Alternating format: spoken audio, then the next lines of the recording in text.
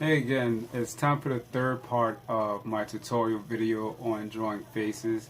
It's been 2 videos long. This is the final one, unfortunately, but I will do more face tutorials in the future and update you guys on new tips and tricks that I might pick up or already know and hand them down to you guys. Here we are. Let's go over the second side the same way, coat it in peach.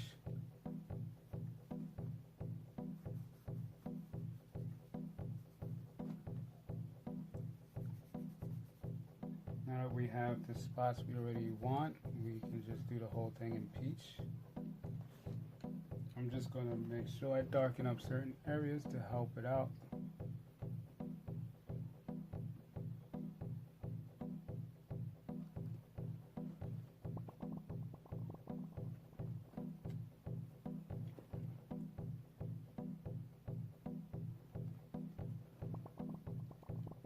Okay, I'm gonna go inside the eye a little bit and add some pinks in there because I need those to make sure that you can tell that it is an eye. I'm even gonna go right on the eye and do a little bit of pink. Put that down. And now let's do her eyebrows for the other side. Start them where, look at the angle of the face. You see how this part is up high, this part is down low? That's because of her angle. So this eyebrow will be higher, this eyebrow will be lower, her head is tilted a little more. It's supposed to look like that. To add it in, her hair's turned in this way, and now for my shading, I'm gonna have to do that a little bit lower than I would have over here. Over here you can see where it connects there.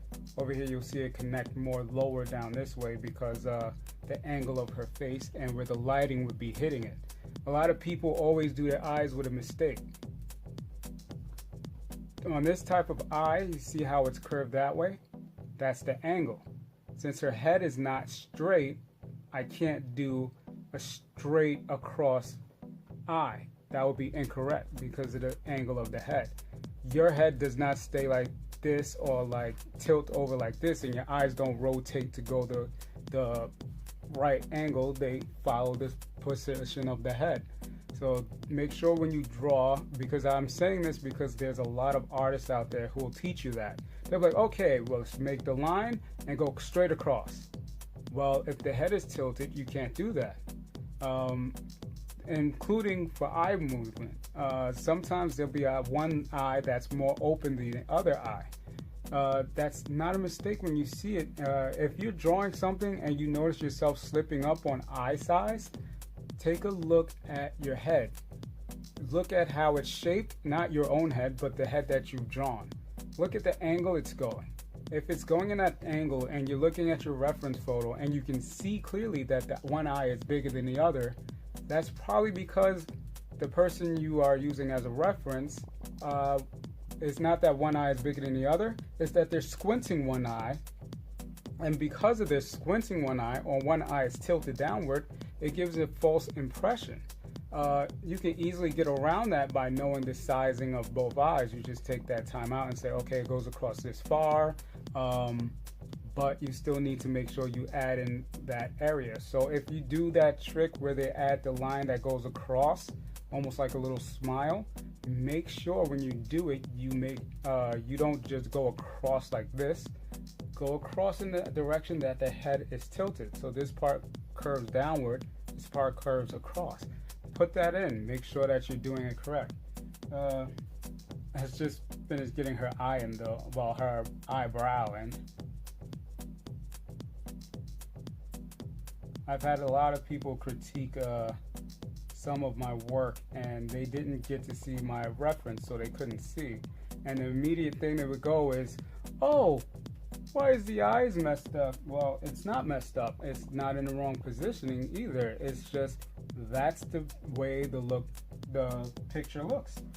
if they took a picture or there's a picture there that the eye angle is that way, take a look at the reference photo. I try and get everything perfect to the reference photo. That way it's a lot better that way. Well, for me, because I like to draw a realistic tone. Okay, we're gonna add the beige in now.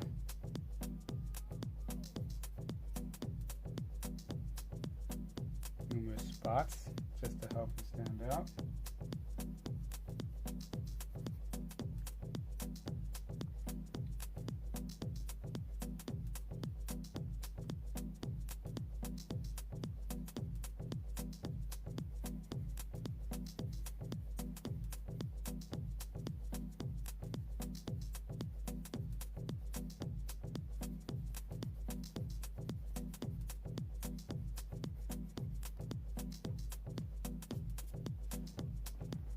That's helping.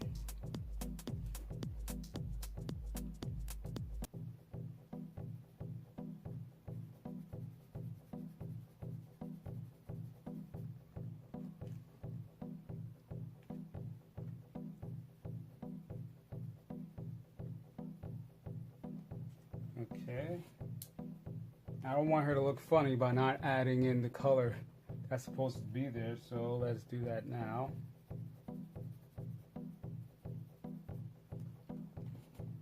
And then we'll add our beige again.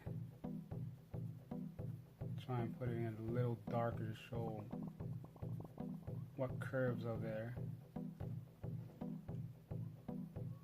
And now I need, which I think I dropped. I probably did drop it.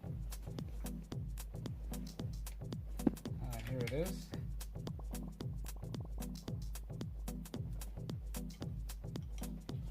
Let's just make sure certain tones go dark enough.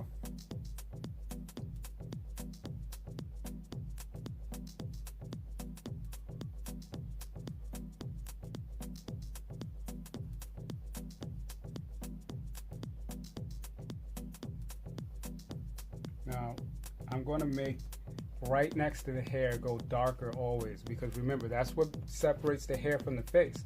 If they're about the same lightness, no matter what color you use, this could be pink, this could be yellow, this could be blue, this could be brown. If you don't put something to make it look like it's a separate thing, it'll easily look still flat.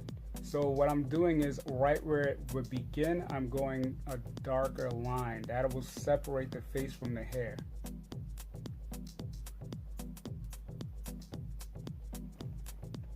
And now, even though this is left white, you do have a lift away from the face.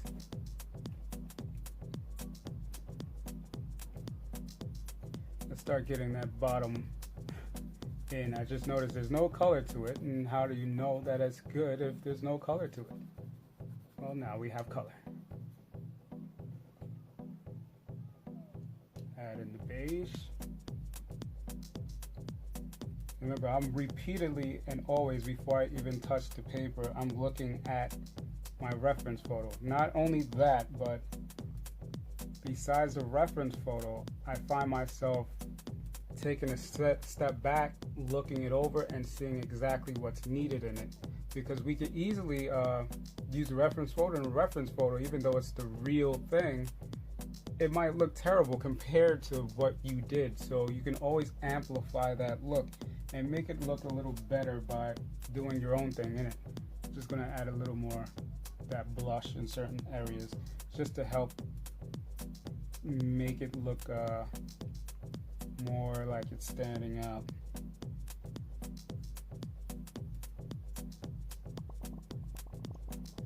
And then once I go over with this one, it'll help it smooth into the rest of the page.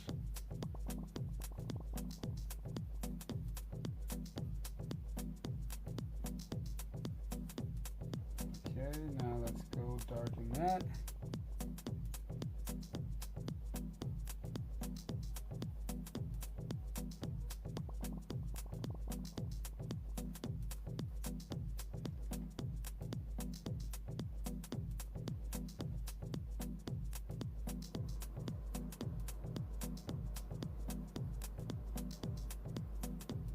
See, me taking these steps back helps out a lot.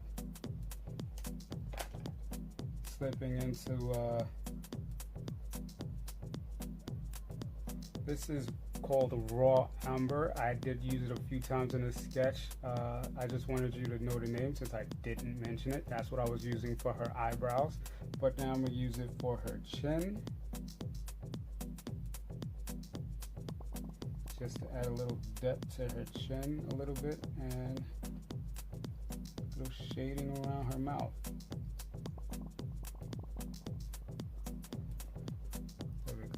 That'll separate her lips from her chin a little bit. Now remember what I said earlier, if something does not look the way you want it, easily go back,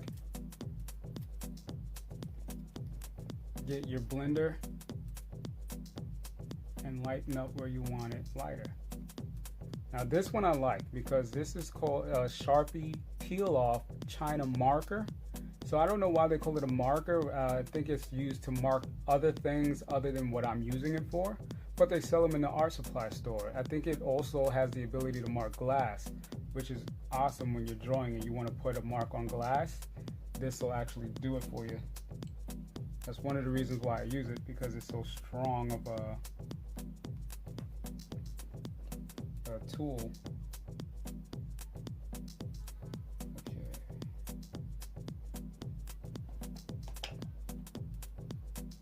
Now,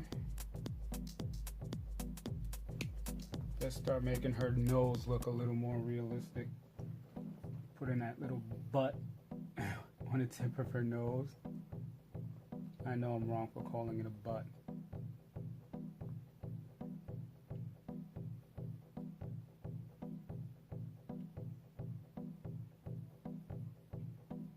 Now when you're drawing a nose, there's always right where the end of the nostril goes, there's a loop out. It's important to draw that curve because it helps the nose stand out a little more. If you go to the bottom of the nose and you add darker color to the tip of it, the tip of the bottom of course, that helps out too, to help this nose look like almost like it's floating a little more. See, now it has a little lift to it. So on the bottom of it, now I added a point on the top because I added dark on the bottom. And let's go back. I want to use that umber again. I like the way it showed a lot of the shading, so I'm going to use that on the nose in another spot right now, just to come across here. I realize it does match the tone of the eyebrows, but I like it that way because in the reference photo, it looks exactly the same way.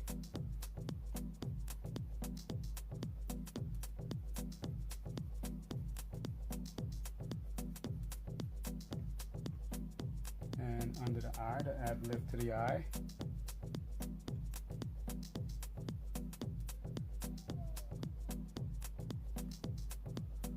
Under her other eye, because I didn't add it there and it needs a little lift.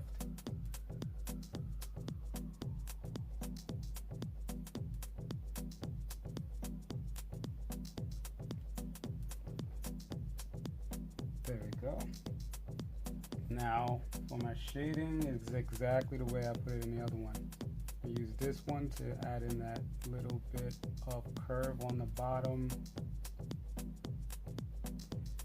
There we are. And I'm going to use a special blender for the next part.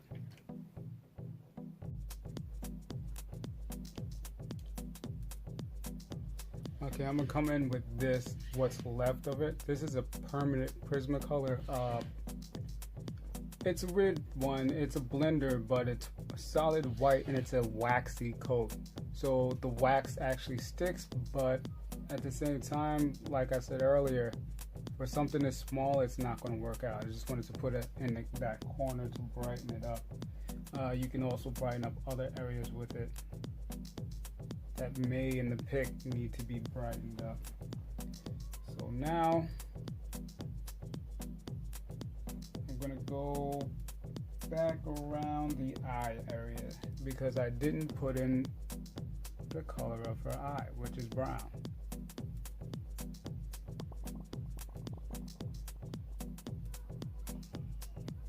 that side, brown on that side. Now I have to add some dark, so I'm going over it with black.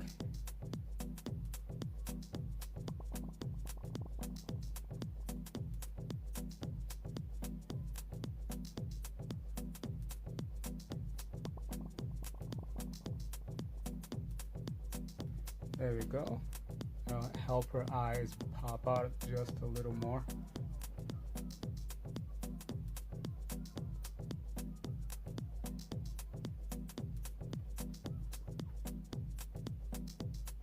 Now, if I wanted to be more detailed, more accurate, of course, draw it on bigger paper. Somebody asked me before, they were asking tips on drawing faces and everything else. You know, what you want to do when you draw these faces, don't draw this small. This is on 8 by 11 paper. If you're going to draw something like this and you want to draw it out, go bigger. If it's on an 8 by 11 paper, because that's all you have, you might want to start up here, work your way down here.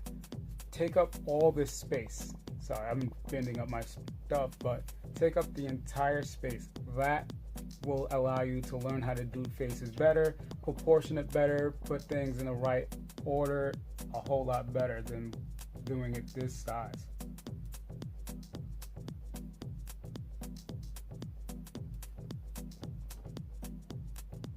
There we go. Now, I'm just going to quickly draw in her ear because I'm tired of her looking like she has no ear. And in fact, I'm not even going to go precise on her ear because ears, people don't spend most of their time staring at someone's ear and going, ooh, that looks perfect. Your ear is so wonderful. So I'm basically just going to go inside of these things and just make the ear look like an ear. Real fast.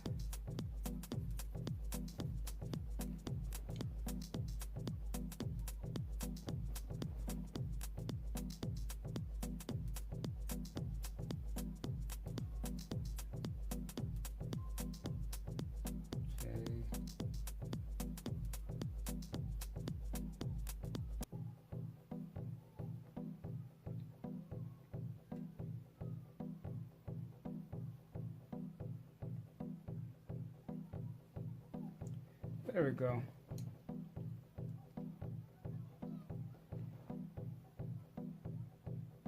Doing just fine on it.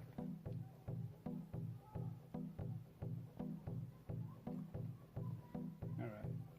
So now let's get her little lips in. Oh, almost forgot one more thing before we start her lips. Little thing that helps make everything else stand out along with it. Adding black inside those little nostrils.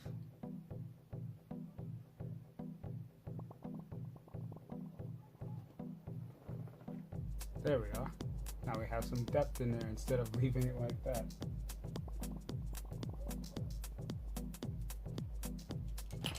Now that we're up to her lips, I'm going to pull out two different colors. I'm going to go ahead and if I can find where I put it. Okay, let's start a base on the bottom one, which is going to be that blush I had earlier. I'm going to put it all over, just in specific areas like the siding. I'll show you why in a second. Well, I'll tell you why now. Now, since there's going to be a light source directly in the center of her lips, I don't want to go over that light source and mess it up. So what I'm going to do is just draw those parts in a little bit, going around that area in that color. And now I'm going to go for a different tone of pink. Go inside and darken it up.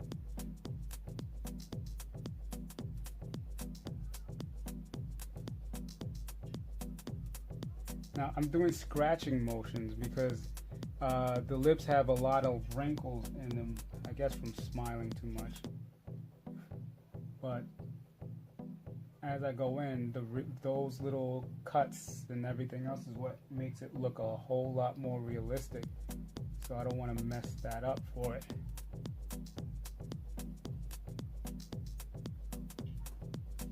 There we go. Go on top of that part now. Okay. Now I gotta sharpen the pencil and add little slits.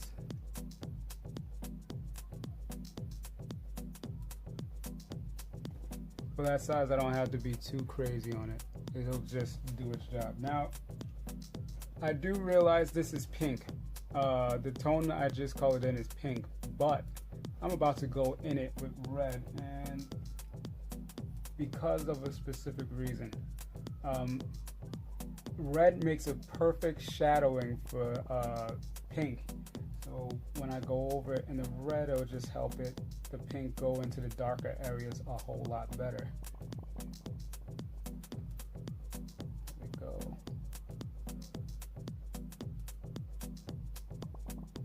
So even though it's not pink, I'm just going to make it look like pink by going over the bottom layer of pink and then certain shaded areas in red. And just like in the face, since the bottom layer is pink, it'll change the color of red to something else. Just remember to go over it really, really gentle. You don't want to go too crazy on pressing. You might mess the whole thing up. Okay, I'm just going to bring my finger down and drag the other colors into it.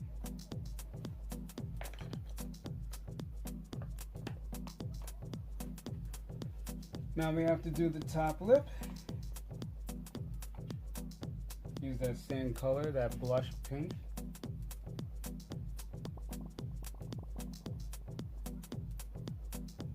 There you go, that'll be our base color. And then go over that with the red again. I'm going to trace around the lips with the red because I'm seeing a strong trace line on the actual person itself in certain areas. So I'm not going to trace all of it, just that one little side.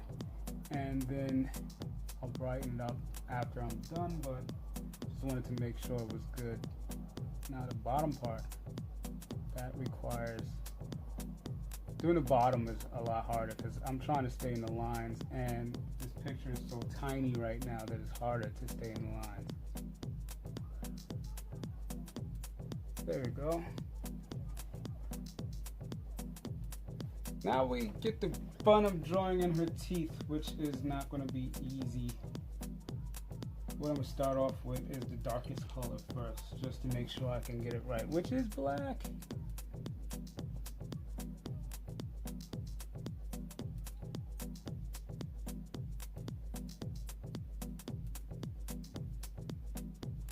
And I'm just going to get the shape out of where her teeth are.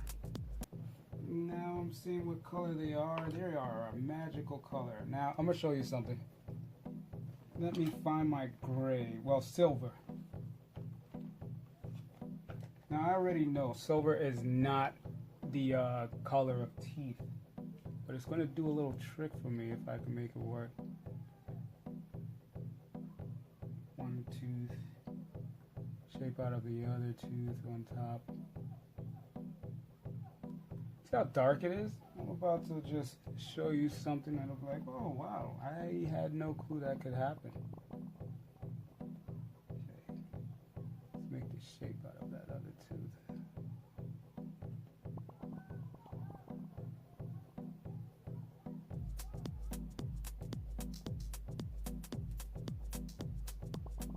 And remember, I can't leave it this color because it won't be accurate and it won't look right. So what I'm going to do is just trace over this part, put the shape outs of the teeth in there, and then I need a offset color. Let me find that real quick. Ah, cream. Let's go over the bottom teeth and cream just a little bit in certain spots, just to help her out. Now that that part's in like that, I can't leave it like that because the skin tone, the tone of her teeth is not that. So remember this one right here? Just gonna brush over it. Now let's bring it back to the accurate lighting. So it's not silver anymore. Now it's pearly whites, like pearly teeth should be. there you go. Okay. There, everything else is done in her face. Now I need to put in her hair and everything else so it'll stand out. This is the color Putty. I love using this color because it allows me, when I'm drawing water sketches or whatever else, it just makes, if I put it next to the skin tone, it makes it look like the person is being submerged underwater, which is great. But I need it in her hair because her hair in this one was a whitish color and a white and grayish color for her hair. So I don't know why she wore it like that. It's a growing trend, I guess. Haha. But I need that for her hair, and I need to draw in her neck to make the face stand out a little more. So I'm gonna draw that really fast and put it into a faster motion.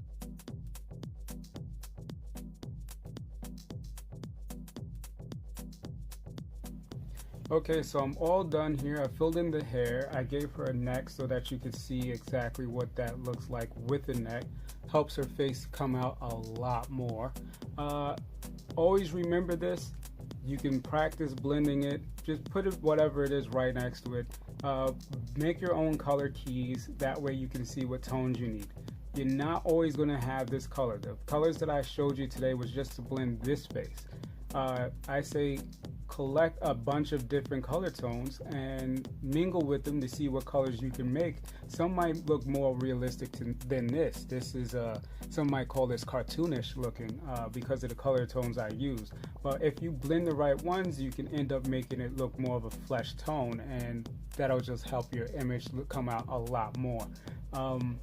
So remember that, and copy them down and write down which ones they are, and collect more as you go along, and then eventually you'll have all the right colors you need to complete any portrait and make it look super realistic like a lot of artists you see, which I'm still gunning for myself. You know, I see a lot of those photorealistic guys, and I do have a few pictures that I did that do look photorealistic, but at the same time I want that effect every time, and that's not always easy to do, especially if you don't have the right colors. So collect them, see what they can do, and do it that way. Alright, I hope you guys enjoyed this tutorial. I'll be seeing you next time with some more stuff that I've been working on. Thanks for watching. And that was it, the end of the tutorial. Hopefully it was a good one for you, and I'll get more to you in the future. As always, I've been holding it down this long, why not a little longer? Thanks for tuning in. Don't forget to hit subscribe so you can see more of my artwork and tutorials and all these other things I've been working on, and see you next time.